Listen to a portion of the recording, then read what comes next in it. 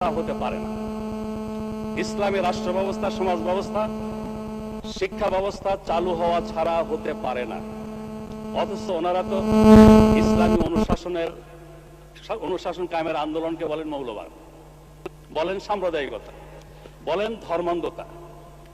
যতদিন তারা ইসলামী রাষ্ট্র ব্যবস্থা, সমাজ ব্যবস্থার আন্দোলনকে মৌলবাদ, সাম্প্রদায়িকতা, ধর্মান্ধতা বলা বন্ধ না করছেন, ততদিন মদের ব্যাপারে তাদের কোনো প্রশ্ন তোলার অধিকার নাই। মানে স্পিকার, আমি স্পষ্ট বলতে চাই, মদ শুধু ইসলামেই নিষিদ্ধ নয়, সকল ধর্মের দৃষ্টিতেই এটা একটা ক্ষতিকর জিনিস। ধর্মকর্ম যারা মানে না তাদের দৃষ্টিতে এটা ক্ষতিকর জিনিস। কিন্তু শুধু আইন করে এটা বন্ধ করা সম্ভব নয়।